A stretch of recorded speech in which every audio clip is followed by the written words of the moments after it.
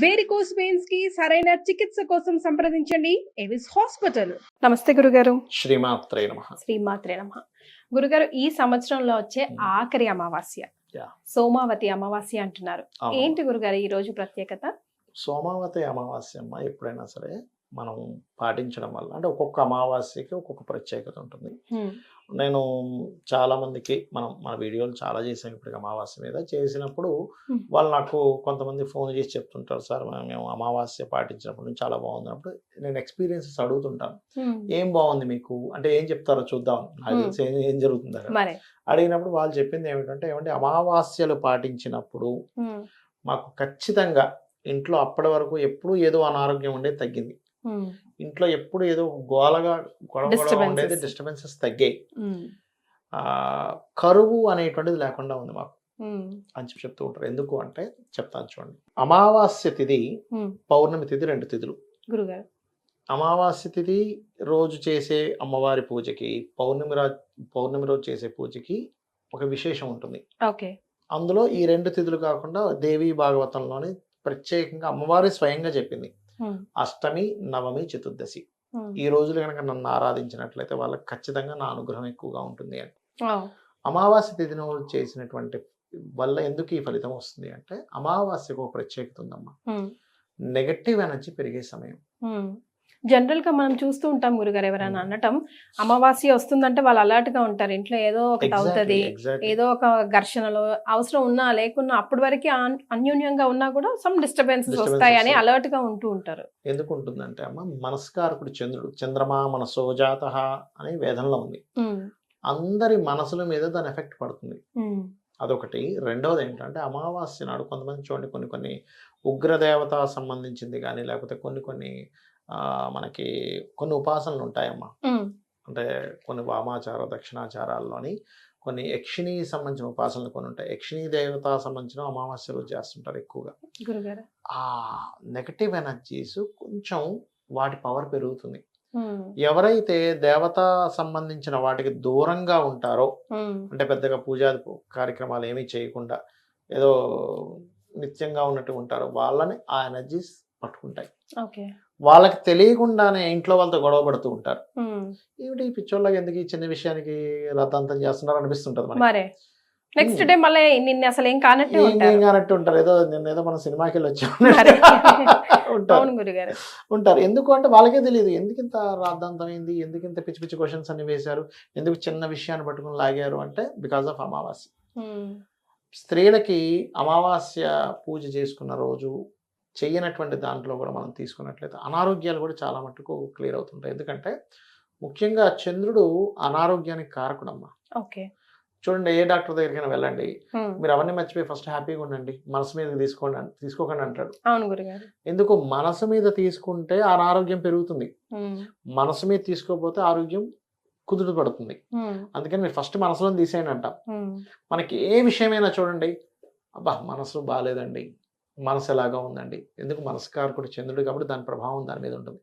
ఎప్పుడైతే వన్స్ మనం అమావాస్య పూజ అంటే అమ్మవారి పటం పెట్టుకొని లలితా సహస్రనామాలు చదవడం కానీ వినడం కానీ లేకపోతే చండీ పారాయణం చేయడం కానీ వినడం కానీ చేస్తే మీలో ఏదైతే మనసు పాడవాలో, ఏదైతే నెగిటివ్ ఎనర్జీ మీ దగ్గరికి రావాలో ఒక రక్షణ కవచంలో నిలబడుతుంది.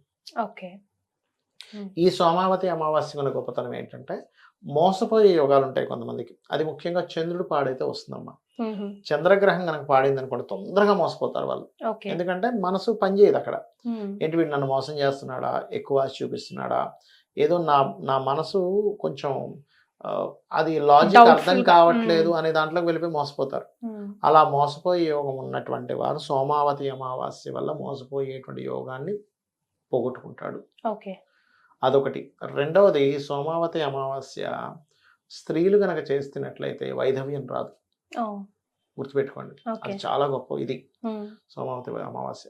ఇంకోటి ఏంటంటే బ్రీతింగ్ రిలేటెడ్ ఇష్యూస్ ఉంటాయి కొంతమందికి, లంగ్స్ ఇష్యూస్ కానీ బ్రీతింగ్ కొంతమందికి ఆయాసంగా రావడము అంత ఇదిగా ఉండదు వాళ్ళకి.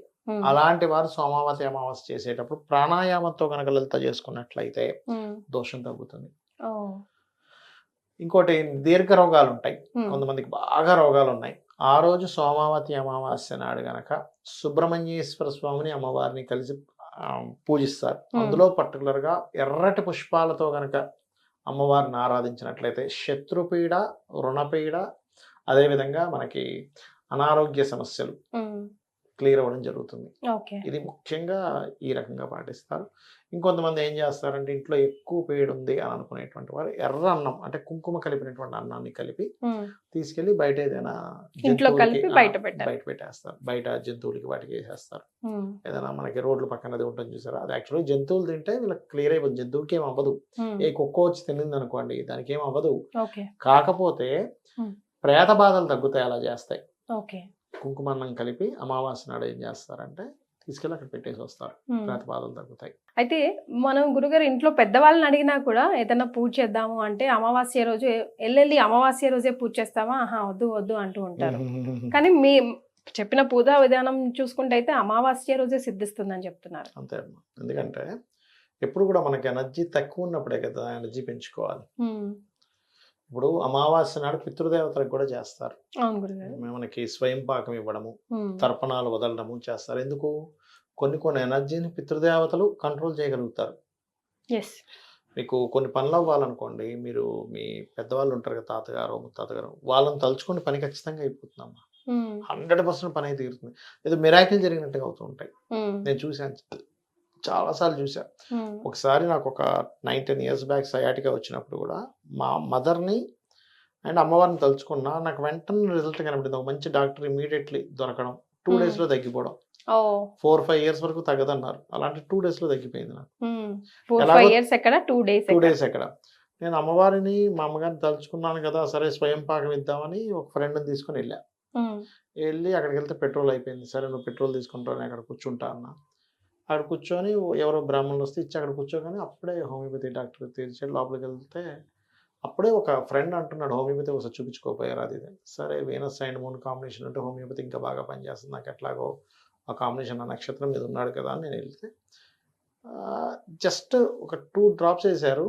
నెక్స్ట్ డే 70% తగ్గిపోయింది. షాక్ అసలు. అంటే ఆ రోజు మా అమ్మగారిని బలంగా అడిగాను, మా ఏంటిది నాకు ఈ నొప్పి ఏంటి? నాకేమో పెయిన్ కిల్లర్స్ వేసుకోవడం ఇష్టం ఉండదు, ఎందుకంటే సైడ్ ఎఫెక్ట్స్ వస్తాయి ఎందుకని. పెయిన్ ఏమో విపరీతంగా ఉండేది. అంటే అది నాకు చాలా ఎక్స్పీరియన్స్. దాని తర్వాత నేను చాలా మందిని నేను అడిగినప్పుడు, ఏదైనా కొన్ని పనులు అవ్వనప్పుడు వాళ్ళని, ఏమంటే మీరు అమావాస్య నాడు ఈ పూజ చేశాక ఒకసారి పితృదేవతలను కూడా ఒకసారి మీరు అడగండి, మీ ఇంట్లో పెద్దవాళ్ళు ఉంటారు, ఒక్కసారి వాళ్ళకి చెప్పుకొని చూడండి మనస్ఫూర్తిగా అన్నప్పుడు, కరెక్టే సార్ అని వాళ్ళు రిజల్ట్స్ చెప్పడం జరిగింది. అవునండి నాకు చెప్పుకున్న తర్వాత పని అవుతుందండి చెప్పారు. సో అమావాస్య అని తీసేయకూడదు, ఆ రోజునే అసలు సద్వినియోగం చేసుకోవాలి. ఇంట్లో బాగా దిష్టి దోషం ఉన్నా కూడా ముఖ్యంగా ఏం చేయొచ్చు గురుగారు? అందులో ఇది ఇయర్ ఎండింగ్ కదా, ఇంకా ఈ ఇయర్ కి తాలూకా మంచి చెడ ఇక్కడే వదిలేసి మంచి మాత్రమే క్యారీ ఫార్వర్డ్ అవ్వాలి అని అంటే అవునమ్మా. ఒకటి దిష్టి అనేటువంటిది ఎందుకు కలుగుతుంది అంటే, వాళ్ళకి ఆత్మకారకుడు వీక్ గా ఉంటాడు. రవిగ్రహం చాలా డౌన్ లో ఉంటుంది, అందుకు వాళ్ళకి తొందరగా దిష్టి తగులుతుంది. ఇప్పుడు 10 మంది వెళ్ళారు ఏదో ఫంక్షన్ కి, ఇంట్లో ఉన్న 10 మంది 5 మంది వెళ్ళారు, అందులో ఒక్కరు వీక్ అవుతారు చూడండి, మిగతా అందరికి మరి దిష్టి పడాలిగా. ఎందుకు? తిన్నాము నాకే అయింది అనుకుంటారు. ఎందుకంటే బికాజ్ ఆఫ్ వాళ్ళ జన్మ జాతకంలో సన్ వీక్ గా ఉన్నాడు. సూర్య భగవాను ఎక్కువ ఆరాధించాలి దిష్టి తగ్గాలి అంటే. దిష్టి దోషం మీకు పూర్తిగా పోవాలంటే సూర్య ఉపాసన మరొకటి లేదు. ఒకటి. రెండవది, మీకు ఎందుకు దిష్టి తగులుతుంది అంటే వాళ్ళ పర్సనల్ చార్ట్లో ఒకటి సన్ వీక్గా ఉండడము, రెండవది ఏంటంటే వాళ్ళకి నడుస్తున్న మహాదశ పాపగ్రహాలతో సంబంధం కలిగి ఉంటుంది. పాపగ్రహ సంబంధం ఉన్నప్పుడు దిష్టి అనేటువంటిది ఒక నెగటివ్ ఎనర్జీ అమ్మ, తొందరగా వీక్ అయిపోతారు వాళ్ళు. అది ఏ పాపగ్రహ దశ నడుస్తుందో దానికి సంబంధించి దానం ఇవ్వడం కానీ, లేదు నాకు దానం ఇచ్చేవడం కుదరదు అనుకునే వాళ్ళు బెల్లము గోవు తినిపిస్తే కూడా దిష్టి పోతుంది. అంటే ఆ వ్యక్తికి తొందరగా నెగటివ్ ఎనర్జీ రాదు. చాలా సంతోషం గురుగారు, ధన్యవాదాలు. శ్రీమాత్రే నమః. శ్రీమాత్రే నమః.